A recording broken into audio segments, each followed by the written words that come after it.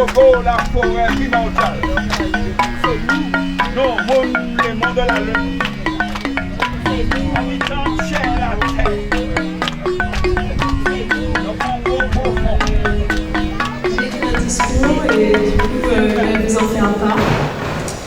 Il y a environ 70 ans, Malcolm X disait « Ils se sont moqués de vos noms et vous avez changé de nom.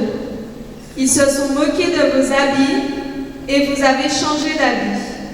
Ils se sont moqués de vos cheveux et vous avez acheté des défrisants. Ils se sont moqués de votre peau et vous avez acheté des éclaircissants. Il est choquant de constater qu'en Martinique, que dans la Caraïbe, dans toute l'Amérique et même en Afrique, ces mots soient encore chargés de sens.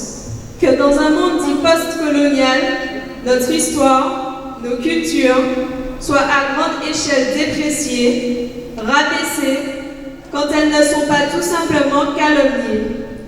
Comment se fait-il qu'en Martinique, dont la population est composée à 83% de personnes d'ascendance africaine, l'éducation depuis plus de 100 ans ne soit axée que sur la France, l'Europe ou l'Occident? Comment se fait-il que nous ne connaissions rien de l'Afrique précoloniale, de l'Afrique d'où nous venons? Que nous n'ayons pour la plupart jamais entendu parler des murs de Benin City, détruits par les Anglais, qui étaient 4 fois plus grands que la Grande Muraille de Chine, de la Charte du Mandé, première constitution au monde qui abolissait l'esclavage, des bibliothèques de Tombouctou, d'Abou Bakr II, sultan de l'Empire du Mali du XIIIe siècle, qui serait arrivé à l'endroit que l'on appelle maintenant Brésil 2 siècles avant les Européens, de son successeur Mansa Moussa, l'homme le plus riche de l'histoire de l'humanité. Que nous ne sachions pas que le Mali détenait la moitié du marché de l'or à cette époque. Nous devons le dire haut et fort. L'éducation des populations des anciennes colonies est un outil idéologique qui contribue à garder nos populations dans un état d'asservissement mental. Et cela fonctionne si bien que certains d'entre nous ne regrettent pas la traite atlantique, car on leur a mis dans la tête que l'esclavage, l'évangélisation et l'assimilation nous ont rendus humains. Nous avons brisé, il y a 170 ans, une partie des chaînes qui entravaient notre liberté. Il est plus que temps que nous décolonisions nos esprits. Nous, la jeunesse, nous, les survivants de ces génocides qui ne disent pas leur nom, sommes les seuls à pouvoir s'emparer de notre histoire et rétablir la vérité. Nous vivons dans un monde où chaque personne sert ses intérêts en priorité et faire preuve d'honnêteté intellectuelle en ce qui concerne l'Afrique et sa diaspora, en ce qui concerne l'achat, la déportation et l'exploitation de personnes humaines n'a aucun intérêt pour la France qui, sans scrupule, continue de vider le continent mère de l'humanité de ses ressources.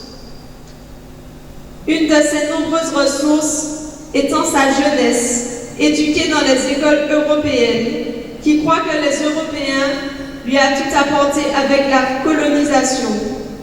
Des jeunes qui ne sauront jamais que le droit, l'écriture, la médecine ou encore l'astronomie existaient en Afrique bien longtemps avant cette sombre période.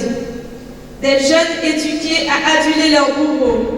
Oui, je parlerai des philosophes, des auteurs et autres artistes des siècles passés, des Kant, des Rousseau, des Jules Ferry, des Voltaire, des De Gaulle, des Hugo, des Maupassant, des Zola, et j'en passe, qui sont pour certains mondialement reconnus comme étant des défenseurs des droits humains, alors qu'ils n'étaient bien souvent pas en accord avec les valeurs que l'école nous a fait croire qu'ils défendaient. Des négrophobes, des sexistes, des classistes, qui du haut de leurs privilèges s'octroyaient le droit de déterminer qui possède un cerveau, qui possède une âme, qui détient l'humanité. Je ne crois pas que l'école, quelle qu'elle soit, devrait mettre à l'honneur des personnes ayant eu des des propos tels que les blancs sont supérieurs à ces nègres, comme les noirs le sont aux singes et les singes le sont aux huîtres.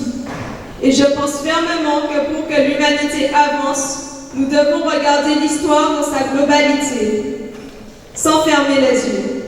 Mais si le choix de l'Europe est de continuer à mettre en avant ces personnes, nous devons dire non.